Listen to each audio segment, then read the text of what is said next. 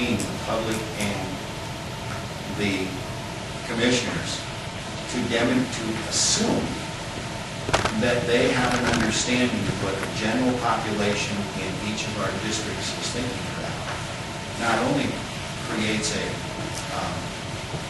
fictitious process, but is political in its own right in how it gets appointed. So even in the areas where there are ethics committees within the organizations, such as the legislature and Congress, there is nothing between the electorate and the elected official. It is within the organization itself. So if you're going to adopt something, you ought to adopt something that is consistent and workable within a system that has demonstrations that it can at least work in other systems. I mean, several times this year it's been suggested that a board member be censured. The power to do that, if there is any power at all, lies with us. Beyond that, statute says that the population has the right. Yeah, I guess I would ask our county attorney if what we have in this draft policy is contrary to law in any way or poses a problem such as Commissioner Fink has been pointing out. Commissioner Kron, we've done extensive research on whether or not the creation of an ethics board is contrary to law, and we do not believe it is. The ethics review committee, the ethics committee, that's the first step of the review. It's maybe then the code of conduct as presented then contemplates that there's a certain appeal right, and it would go to a review panel and selected of different geographical areas. And again, we did not find any indication in law that that is not something that the board can do if the board wishes. Thank you. Commissioner Forsman. Mr. Chair, I guess, since I asked the questions quite some months ago there, so I want to find out for sure how many of the 87 counties, 86 other counties have ethics committees that deal with the elected officials. I think that's a fair question, and I have not got an answer yet from my heard what Commissioner Fink said to me on the side, but I guess I need to know the answer because the question has been asked. For elected officials. Yeah. Mr. Chairman, if I could, we haven't been able to look at all 87. What we have seen so far at the county level, as opposed to the city level or the legislative level, we have not seen it similar. For the state of Minnesota, I'll qualify that over for it. It may not exist, but we haven't seen one yet. So there isn't any interest. No. I worked quite a lot. So we're still, we're back then at 4 undecided to keep. Thank you, Chair. A couple of concerns. I have stated publicly that this statement in here in bold print that Commissioner Nelson, and please, when we do public documents, I would prefer that, at least for my commissioner district, I would prefer to see Commissioner Nelson in front of anything that appears in one of our public documents. But it says Nelson wants bullying sentence removed, and Rocker wants sentence clarified. I did speak to the bullying sentence. I never asked for it to be removed. It is one of the reasons why I asked that these meetings now be taped. I did not make that statement. My concern on the bullying sentence, it's on page 4 of the Commissioner Nelson version. 4. Which, by the way, is not my version because there's several things in here that are absolutely against what I was talking about. But on page 4, it goes on, the line is stricken completely about bullying. And there are places there where that language could be construed as valuable to it. I guess the piece that really bothered me was, it could be construed as valuable to it. I guess the piece that really bothered me was the last piece is a sentence, the intentional sabotage or undermining of a public servant's work performance. Because one of the most difficult things we have in this county, under civil service and under the rules that we operate, we literally have our department heads and our supervisors' hands tied behind the back trying to run departments. It is difficult enough to be a supervisor at any level within St. Louis County, whether that level is a commissioner on down throughout the departments. But it is truly a piece that bothers me as far as work performance. Certainly, supervisors are called upon to do performance reviews on an annual basis. And you know, could one of those supervisors be accused of intentionally trying to sabotage or undermine that employee's work performance based on a poor performance review? Based on several poor performance reviews, even though, you know, that may be their assessment, and then you put it in a policy like this, I think you're creating some significant legal questions. I would also like to ask, Attorney Ford, have you seen this? Side by side? I'm sorry, go ahead. What you just said then? Yes, I'm concerned about undermining of the public servant's work So performance. if you wouldn't mind including the language up to, I don't have a problem with the language up to or the intentional sabotage or undermining of a public servant's work performance, because to me that goes to that assessment process that we currently do. so if we're looking at that, does anybody disagree with Commissioner Nelson on that? Then why would you make a note of that then? That's good. You had a question for the attorney. And the other note is, please, Mr. Chair, if you would, on the top of the organizational chart should be the people of St. Louis County and each and every one of us as elected officials. I would appreciate that the commissioner be put in front of those names. I just think that's out of some respect. But Attorney Ford, the piece that I have here in front of me, this comparison of employment rights, did you review this copy before it was sent to us? No, I just got it just now.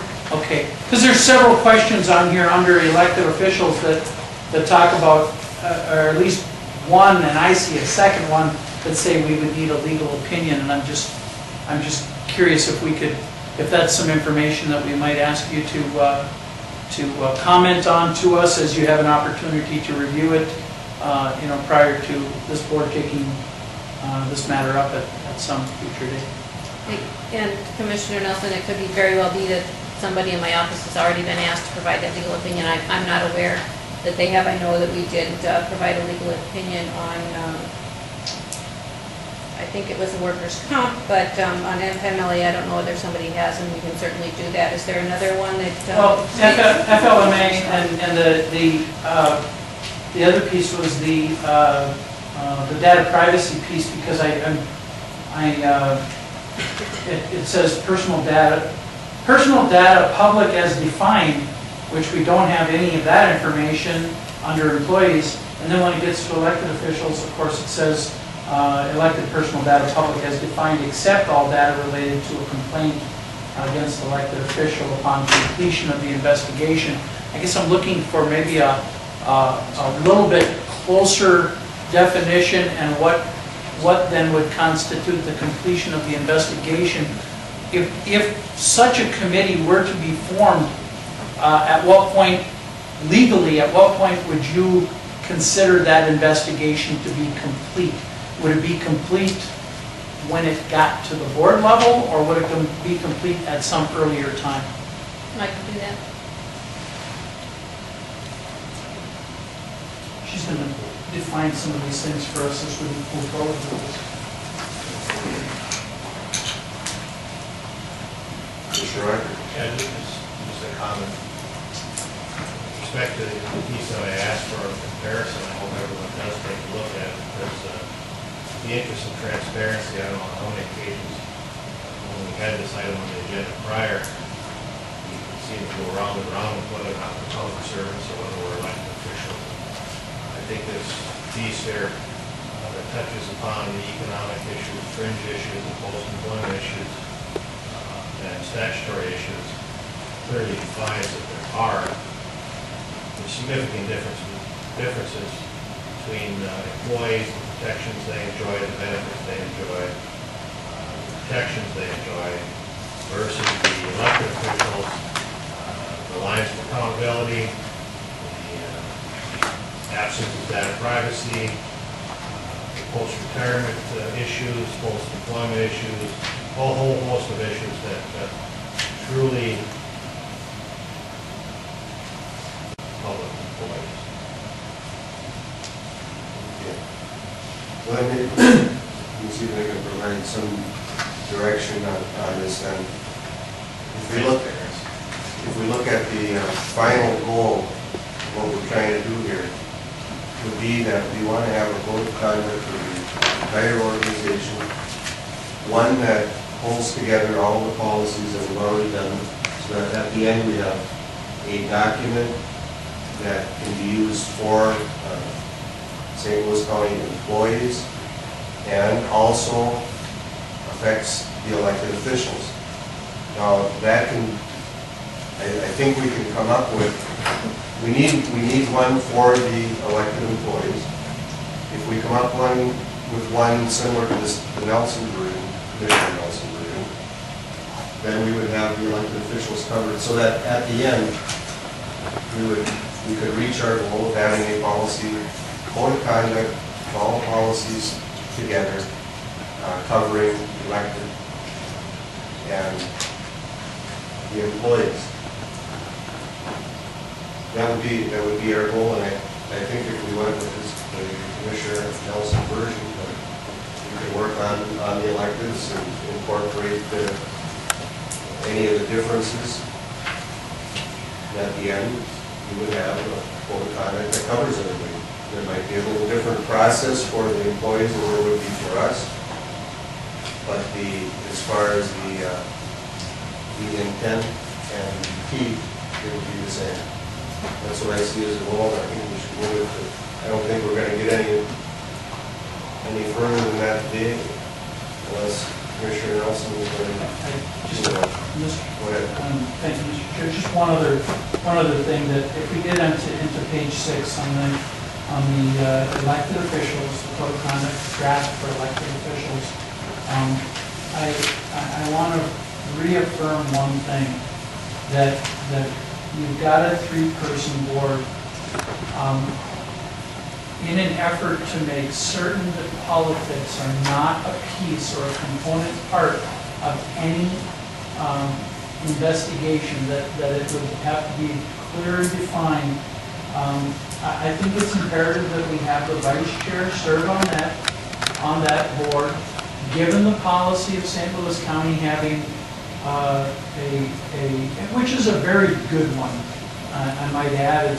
I don't know if it's a policy or a tradition of rotating the chair and rotating north and south.